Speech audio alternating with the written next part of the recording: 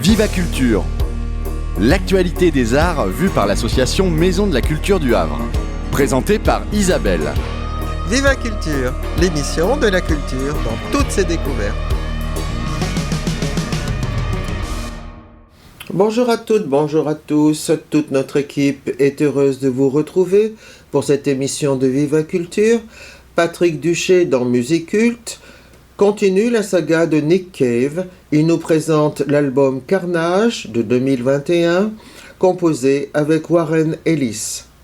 Quant à Catherine Desormières, elle parle de l'ouvrage de Jean-Paul Dubois, Parfois je ris tout seul.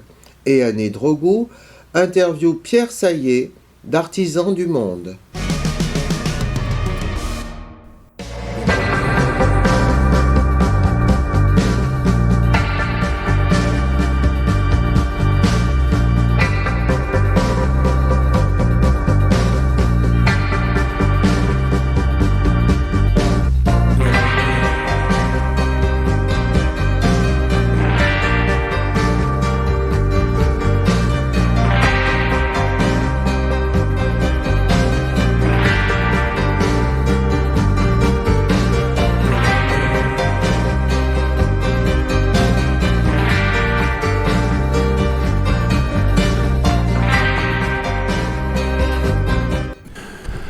Musique Culte, saison 6, épisode 10. Il est question de Mauvaise Graine et de 12 albums de Nick Cave. Aujourd'hui, c'est Carnage. In the fields, keep their heads way down low, way down low. Don't let on what they know. Way down low.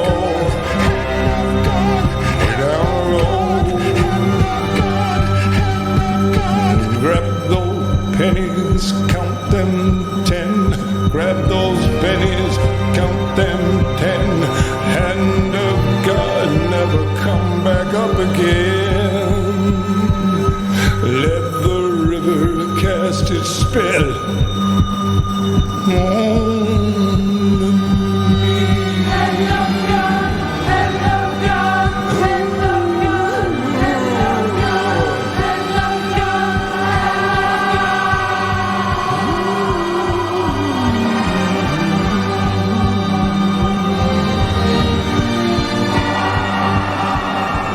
Body of water flowing across the bed.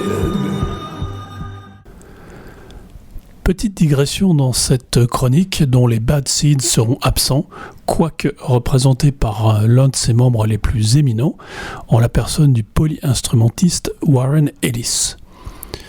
Le type est impressionnant, un grand échalas hirsute, à l'épaisse crinière poivre et sel, des bagous à chaque doigt. Sa première participation en tant que musicien invité des Bad Seeds remonte aux Murder Ballads en 1996, dont il fut question précédemment.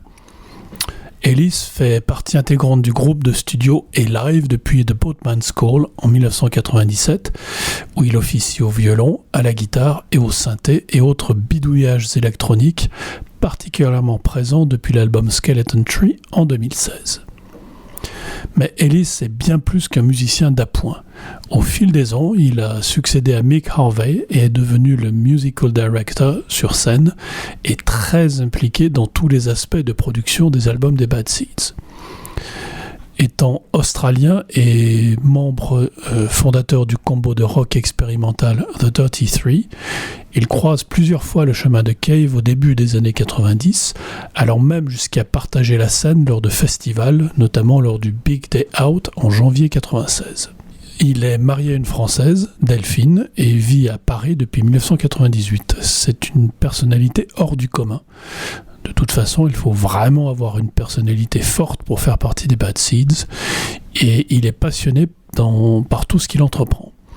En 2021, il a publié ainsi un livre intitulé « Le chewing-gum de Nina Simone », relatant comment il avait récupéré un chewing-gum collé au piano de la chanteuse américaine lors d'un concert à Londres en 1999. En véritable fétichiste, il a conservé pieusement cette relique, allant jusqu'à faire réaliser un moule et le transformer en un pendentif sacré qu'il arbore depuis sur son torse velu. On comprend dès lors qu'il ait pu devenir le best buddy de Nick Cave et prolonger cette complicité à travers plus d'une vingtaine de bandes-son de films pour le cinéma, dont les plus notables étant peut-être La Route, d'après le roman de McCarthy, et La Panthère des Neiges, d'après un récit de Philippe Tesson. Carnage est le premier véritable album en studio du duo, né pendant la pandémie et après le déchirant album Ghostin' de Nick Cave, hommage au fils disparu, Arthur. Le chanteur raconte s'être donné la permission de travailler différemment et ainsi fait filmer un concert seul au piano à l'Alexandra Palace de Londres. Et dans ce cadre-là, le duo avec Ellis pourrait s'apparenter à un mini Grinderman. Avec humour, Cave déclare « La nièce de ma femme a vu notre concert, à Ellis et à lui, à Cardiff, et elle a adoré. Elle a même été effrayée par le morceau Hand of God, où elle trouvait que j'avais l'air d'être le leader d'un culte religieux. Vous ne savez pas combien j'ai été heureux d'entendre ça, car j'ai souvent pensé sur scène à quel point il serait facile de devenir le leader d'une secte. Humour.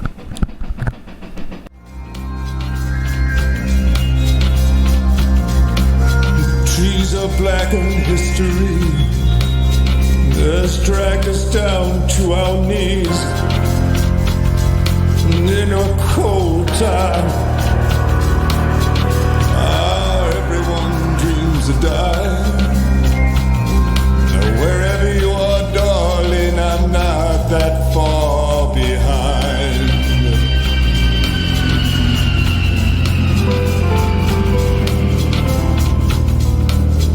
I'm not that far behind.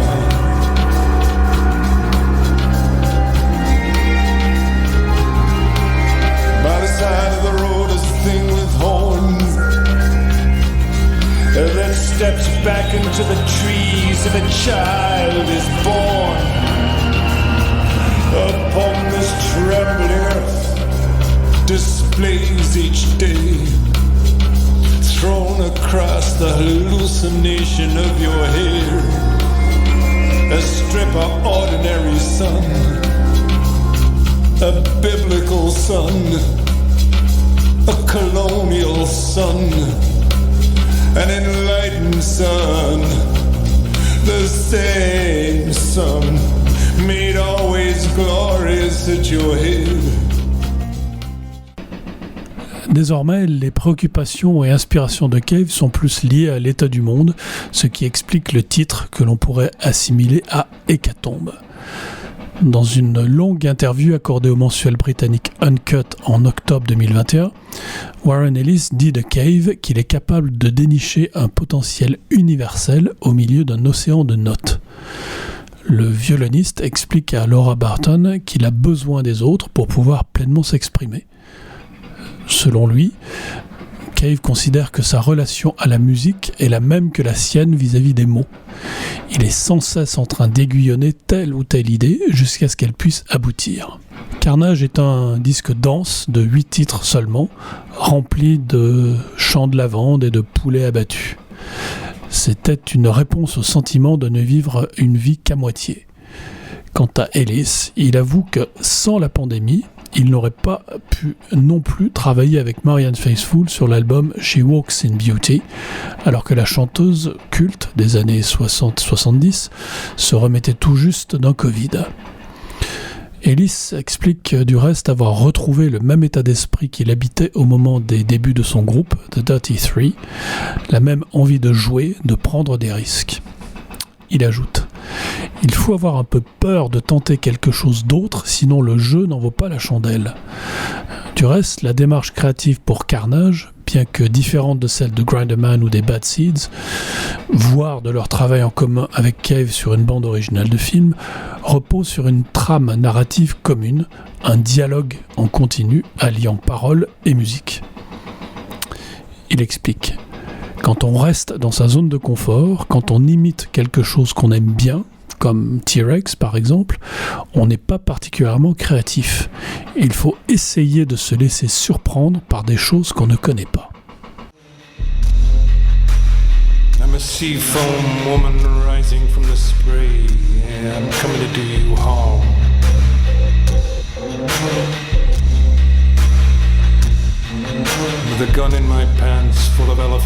tears and a seahorse on each arm.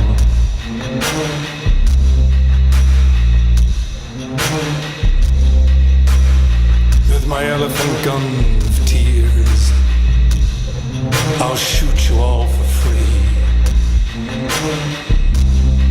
If you ever think of coming around here, I'll shoot you in the fucking face if you think of coming around here.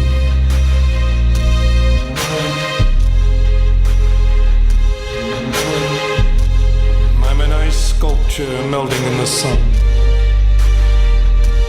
I'm an ice sculpture with an elephant gun. I'm an ice sculpture made of elephant-sized tears raining gas and salt upon your heads. Le mois prochain, il sera question d'un blues d'abattoir et de la lyre d'Orphée. D'ici là, bonjour chez vous.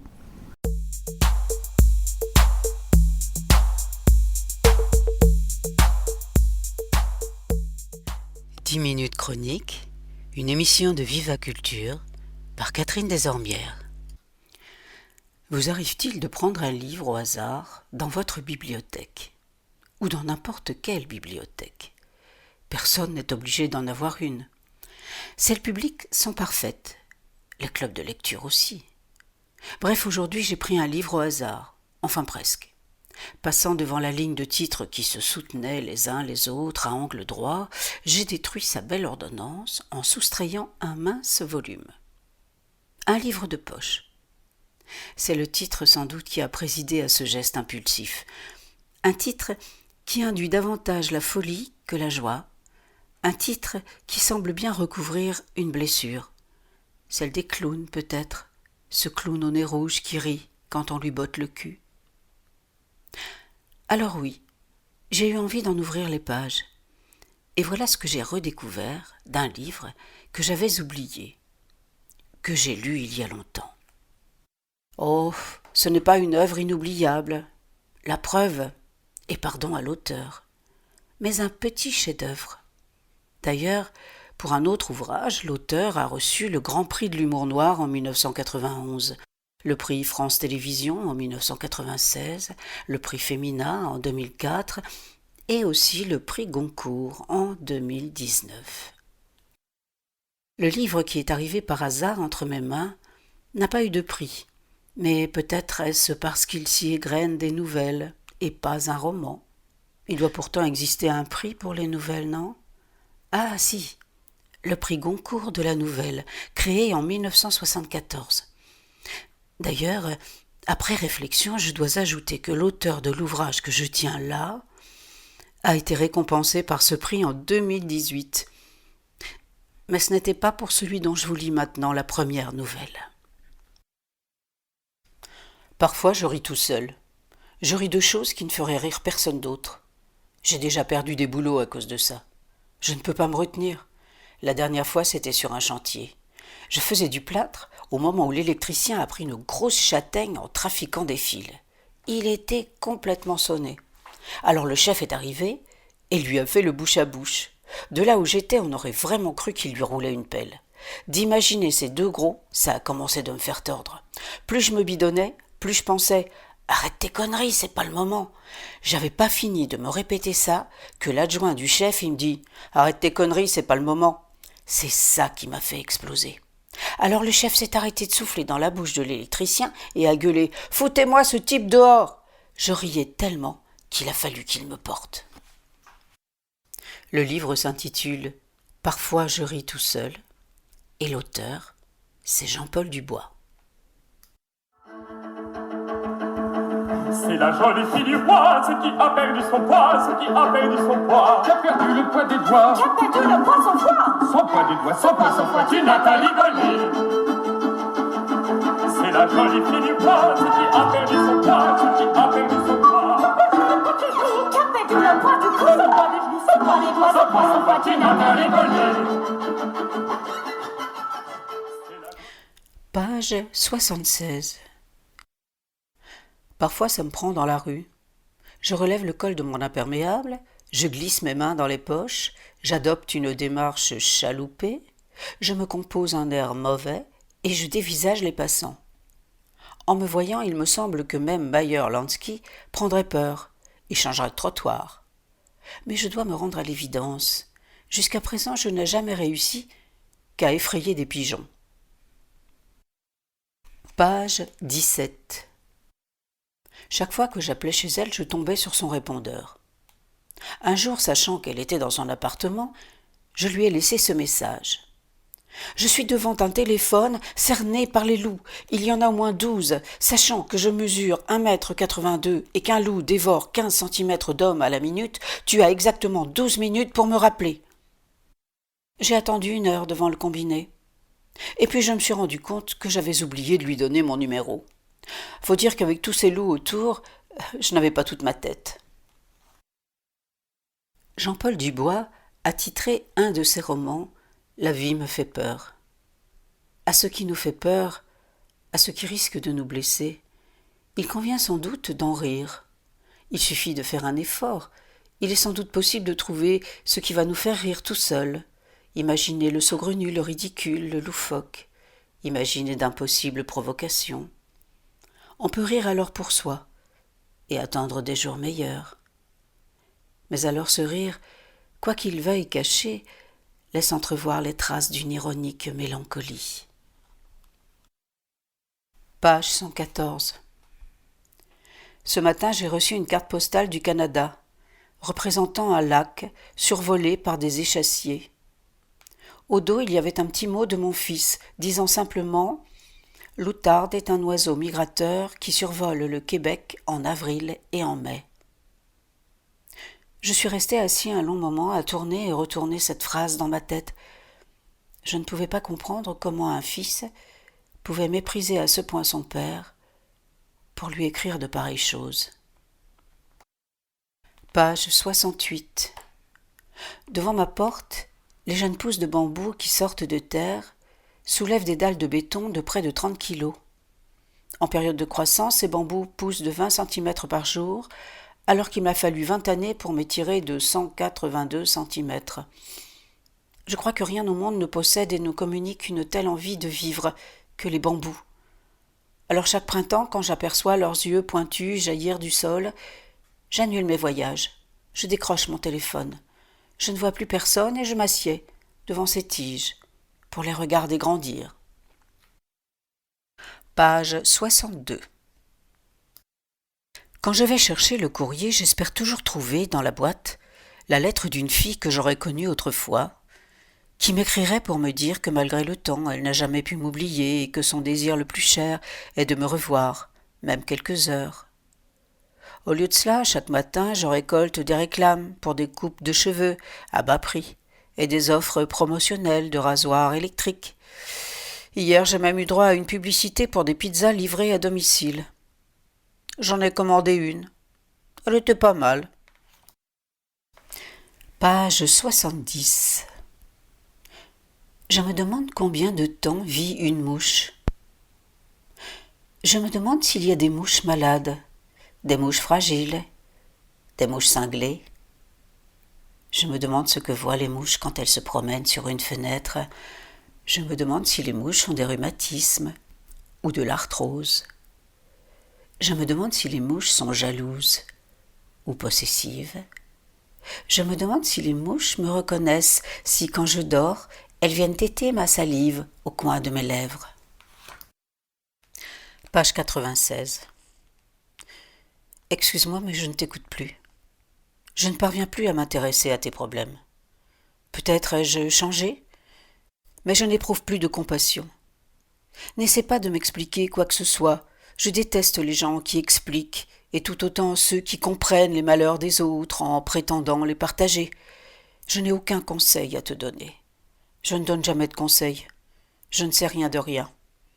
Je tente seulement de m'arranger pudiquement avec le désordre qu'il y a dans ma tête. Tant que ma vie sera ce qu'elle est, n'espère, n'attends rien de moi. Page 112. Il parle. Dit tant de choses qu'il croit importantes et semble si fier de sa connaissance et de ses explications. Son intelligence crépite comme un feu de bois. Il incarne la science et l'autorité. Pourtant, quand je le regarde, quand j'entends ses paroles, je ne pense qu'à ces cordes vocales qui vibrent dans l'air.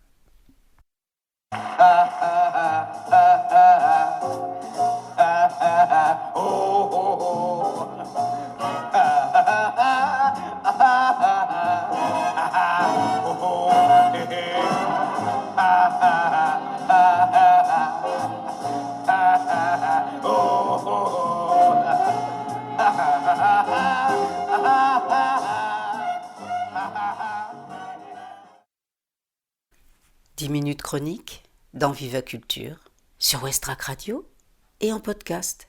À bientôt.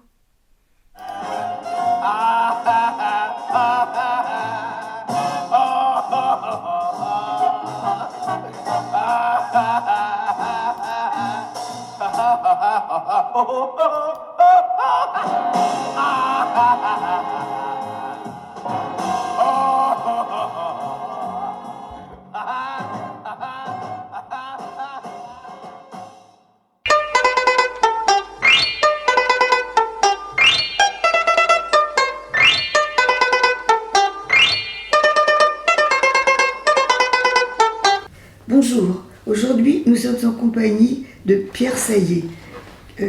Qu'est-ce que vous faites? Quelle est votre association? Bonjour, je représente l'association Artisans du Monde, dont je suis président depuis une dizaine d'années. Notre association est une association de solidarité internationale, donc il s'agit de soutenir des partenaires du Sud qui nous vendent leurs produits et que nous vendons en France. Si j'ai bien compris, vous commencez aussi à avoir des partenaires du Nord. Il y a aussi des... Il y a aussi quelques partenaires du Nord dont nous vendons les produits. Ils sont moins nombreux que les partenaires du Sud. Ils sont plus récents, mais c'est une tendance. Il y a des partenaires, des producteurs au Nord qui ont besoin d'être soutenus. Quand il s'agit d'alimentation, c'est automatiquement bio. Oui, ce sont des produits bio. Cela fait partie de notre contrat entre nous, vendeurs de produits, et puis les partenaires du Sud. C'est une exigence qui est demandée chez nous et c'est quelque chose d'important pour eux. Protéger la nature, protéger leur santé quand ils produisent, ce sont des choses auxquelles nous sommes sensibles. Alors ce sont des méthodes douces qu'ils appellent quelquefois agroforesterie, agroécologie, mais c'est une voie nous pensons très très sérieusement de progrès. Qu'est-ce qui vous a plu dans Artisans du Monde quand vous vous êtes intéressé? Alors, quand je suis entré dans ce mouvement par des amis, c'est d'abord l'exigence de justice et de solidarité qui m'a plu.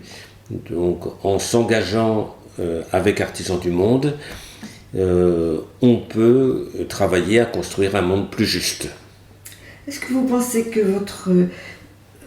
ce que vous faisiez avant, c'était histoire, vous étiez prof d'histoire et géographie, est-ce que ça vous a aidé à aller dans ce sens?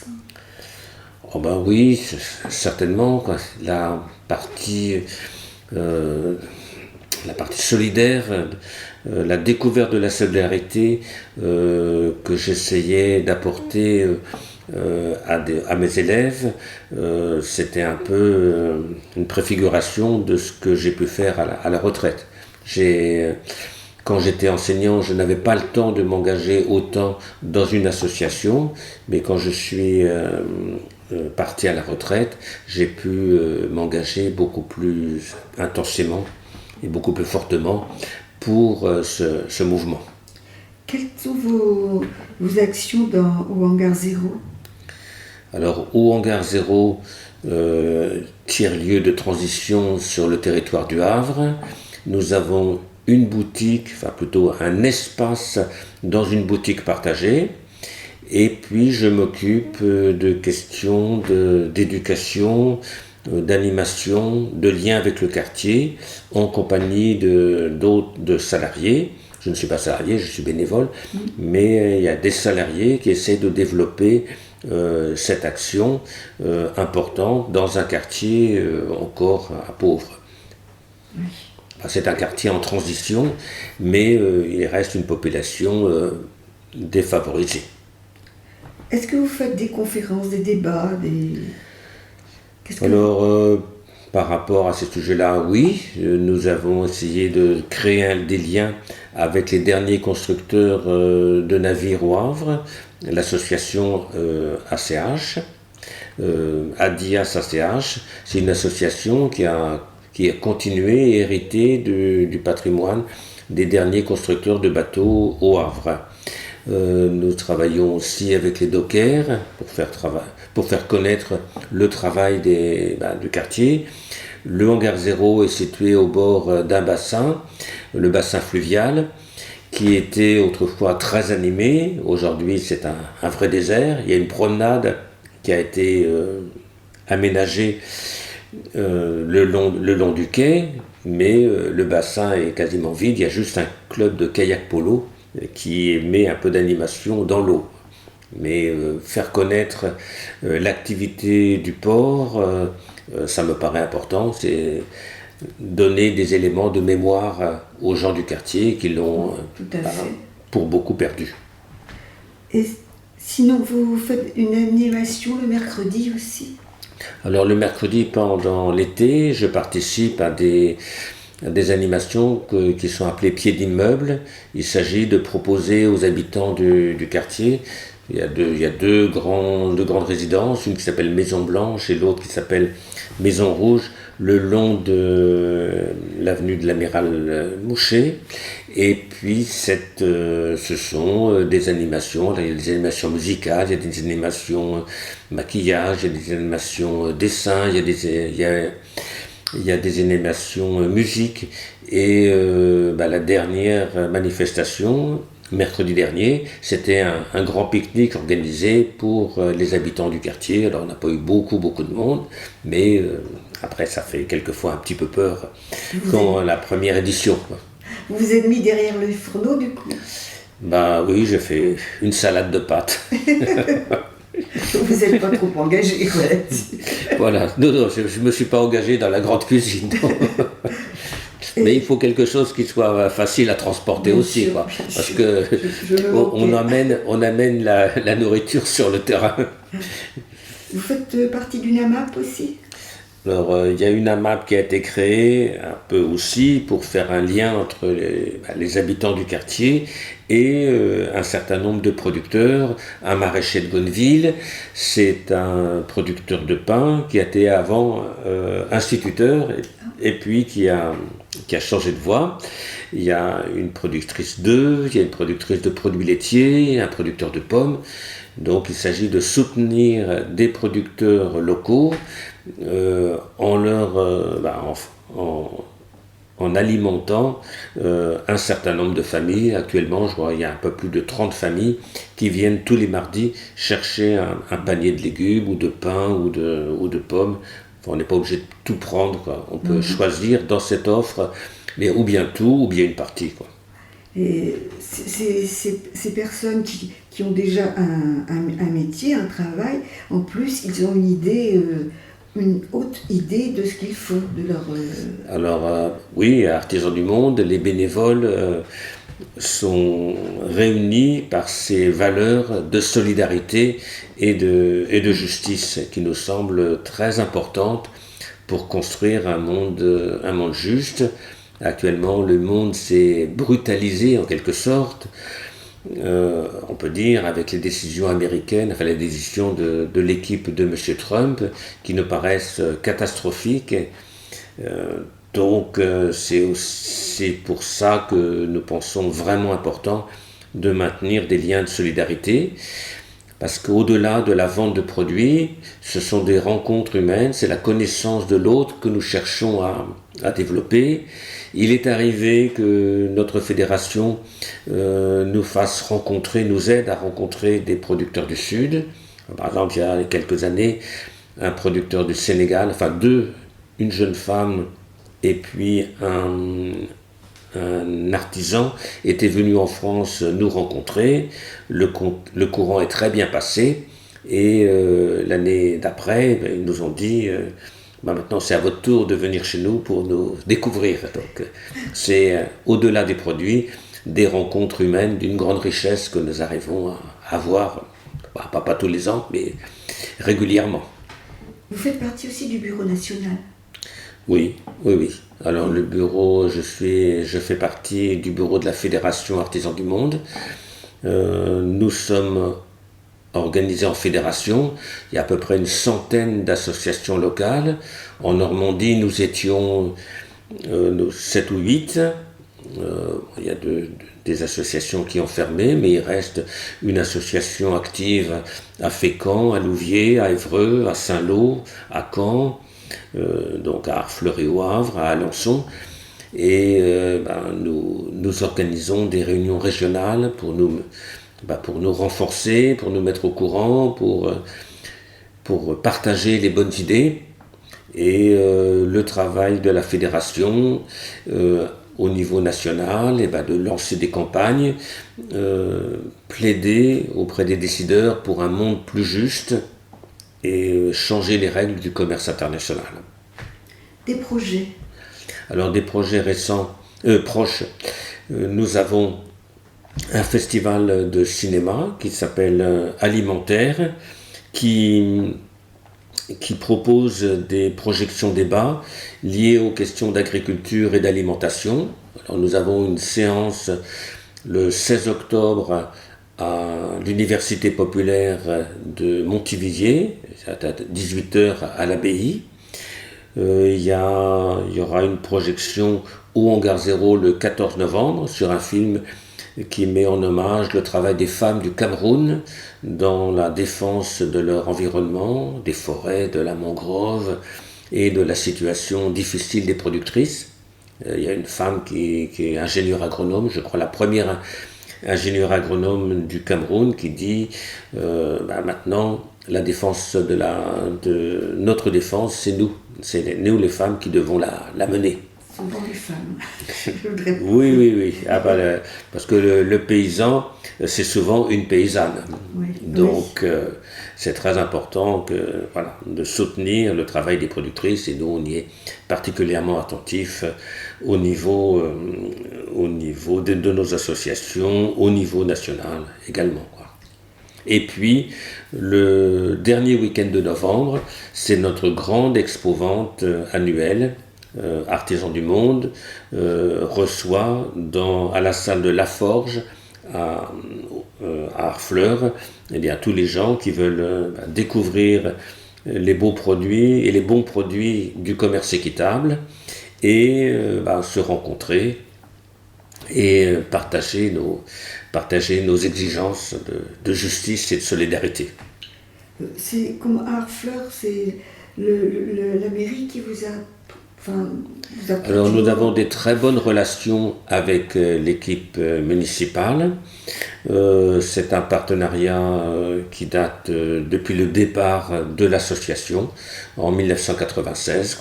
Donc on a toujours été très bien accueillis, très bien traités par cette équipe qui dirige la ville. Vos adresses? Alors nos adresses à la boutique d'Harfleur. Nous sommes installés rue Gambetta, au numéro 1.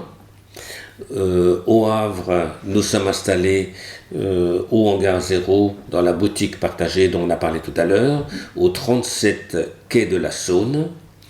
Voilà donc nos deux lieux où on peut rencontrer des bénévoles. Et quand vous êtes sur Facebook aussi? Et sur Facebook. Vous allez essayer d'élargir un petit peu Alors oui, je crois qu'on nous conseille régulièrement d'être plus présents sur les réseaux sociaux. Je crois que c'est une exigence du monde moderne, mais il faut qu'on trouve et qu'on essaie de se renforcer de ce côté-là. Un mail? Un mail, alors ADM Harfleur. ADM oui. Harfleur @orange.fr. orange.fr. Voilà. Un numéro de téléphone? Alors 02 35 27 35 17 ou bien 06 20 66 09 03. Eh bien, je vous remercie. Il ne me reste plus qu'à vous remercier et vous souhaiter une bonne journée. Eh bien, je vous remercie aussi. Merci beaucoup. Et à une autre fois. Bien volontiers. Vous venez d'écouter Viva Culture, une émission proposée par l'association Maison de la Culture du Havre, présentée par Isabelle Royer, réalisée grâce à Lucie Cauvin et Margot Poutavi.